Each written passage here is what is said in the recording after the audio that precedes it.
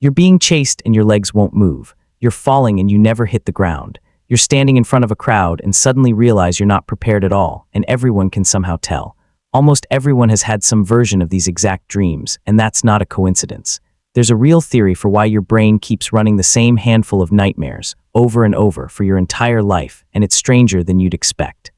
Nightmares are simply dreams intense enough and negative enough to wake you up or leave a strong emotional impression afterward, typically occurring during REM sleep, the stage where most vivid dreaming happens. What's strange is how narrow the range of nightmare content actually is. Out of everything a sleeping brain could theoretically imagine, most nightmares cluster around a surprisingly small set of recurring scenarios: being chased, falling, being attacked, being unprepared or exposed in front of others. That narrowness is the first real clue that something more structured than random noise is going on. This isn't just a Western or modern phenomenon either. Researchers studying dream content across wildly different cultures, including societies with little exposure to shared media or storytelling traditions, have found the same core nightmare themes showing up again and again: pursuit, falling, physical attack, and social exposure. People separated by language, geography, and belief systems, who have never seen the same movie or heard the same folk tale, still report dreaming about being chased by something dangerous. A pattern that consistent, across that much cultural distance, is difficult to explain as pure coincidence or shared learning. The falling dream deserves its own closer look, because it might be even older than the rest.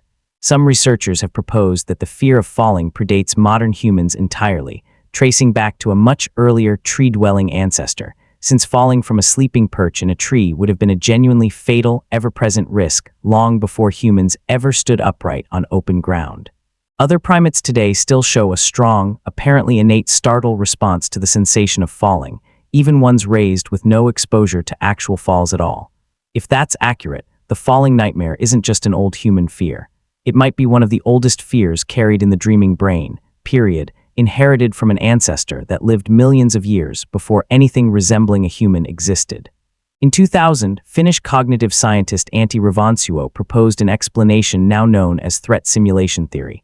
His argument is that dreaming, especially the vivid, emotionally intense dreaming responsible for nightmares, evolved as a kind of offline rehearsal system, a way for the brain to practice recognizing and responding to dangerous situations without any of the real-world risk. In this view, a nightmare isn't a malfunction. It's closer to a flight simulator for danger, letting the brain run threat response drills again and again during sleep, when trying and failing carries zero actual consequences. This only makes sense once you consider how dangerous most of human history actually was. For hundreds of thousands of years, real predators, rival groups, falls, and physical attacks were genuine, recurring risks, not rare, abstract possibilities.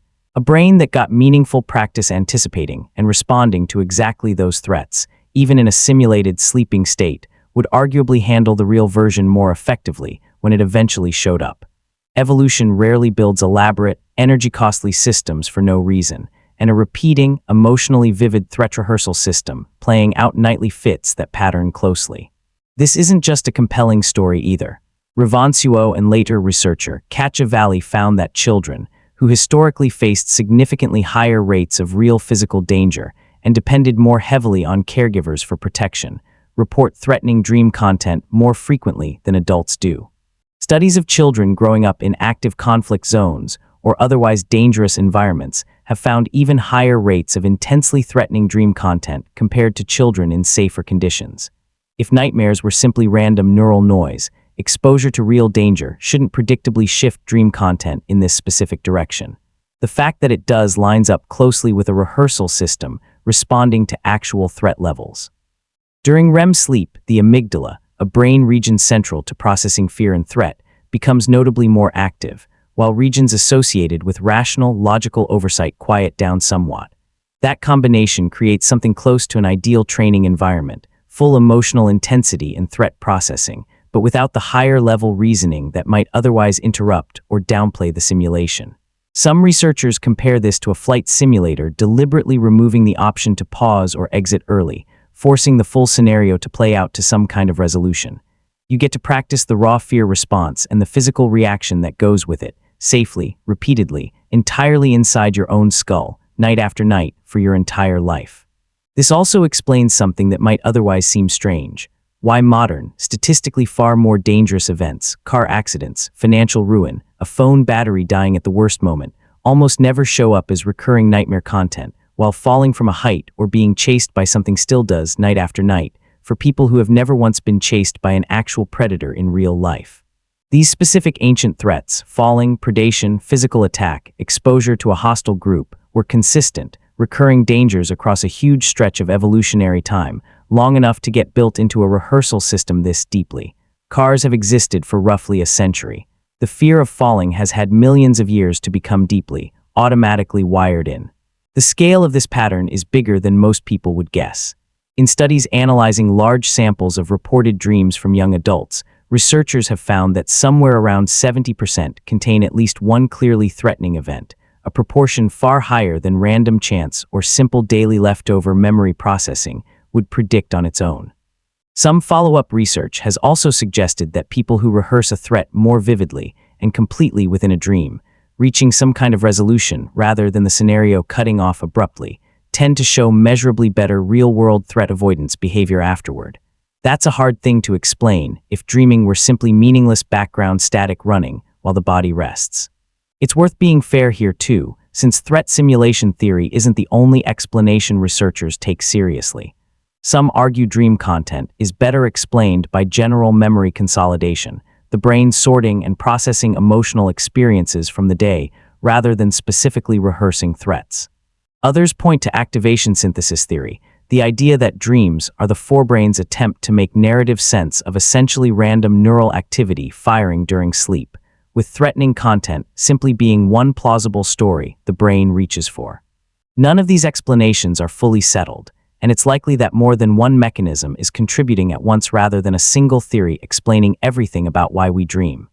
It's also worth being clear that ordinary nightmares are different from nightmare disorder or trauma-related nightmares, like those common in PTSD, which are more frequent, more severe, and genuinely worth discussing with a professional rather than reframing as a normal evolutionary feature.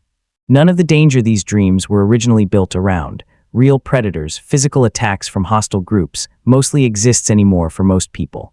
But the underlying rehearsal system is still fully active, which may be part of why modern anxieties, public speaking, social judgment, being unprepared, so often slot into that same ancient framework instead.